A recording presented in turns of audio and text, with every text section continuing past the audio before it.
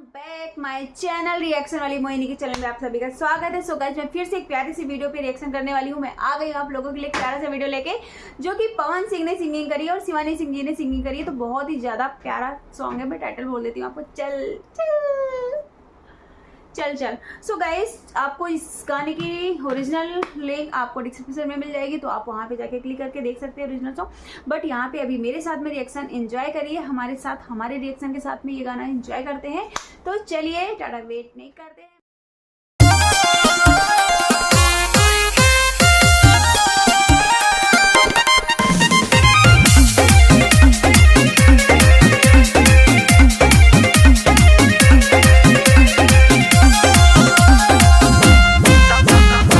भगा के बाटा तारे काम नहीं खे, मोर पिस्तौल में कदम नहीं खे। जाई तो छेद दिया दुख दलितर खेत दी बुझाई। सब भगा के बाटा तारे काम नहीं खे, मोर पिस्तौल में कदम नहीं खे। लहर चुआही बा पीछे पीछे आई बहुत हरा के चुमो न दे। अनु काहे रे हत चल चल चल, अरे जियो में हत चल चल चल तोरा माई से कहे। चल चल चल तोरा माई से कहे। अरे चल चल चल तोरा माई से कहे। चल चल चल तोरा माई से कहे। ऐसे मत करी हो। आले कोने आ चुप रे, बुलावे दे।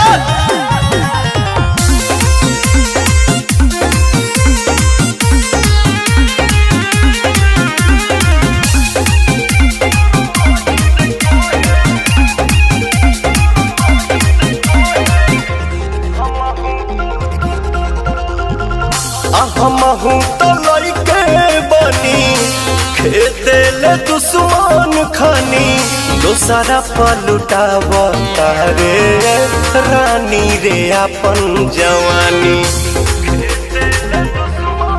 जा जा जाके करो करादास, फिर बोलो तो होई जाई बस। मन सन कहि बोया पागल बनई बा पिटई बजे चल क दे। इतना आसान बारे हत चल चल चल, अरे चल चल चल तोरा माई से कहे। चल चल चल तोरा माई से कहे। अरे चल चल चल तोरा माई से कहे। चल चल चल तोरा माई से कहे।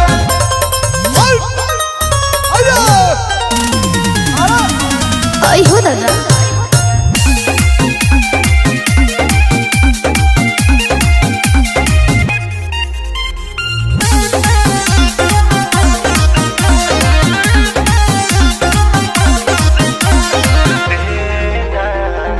माने न मनवा माया कहते, तनिका सताया कहते। प्रिंस पेरियान सुदी पकलाते नया कहते। सुना है ना, जाई बदली बाबू होलिया तोहारी से रनी के न कर तू शिकार। हटे याद तक कर बना प्याज तोरा जसला फोन से ढले।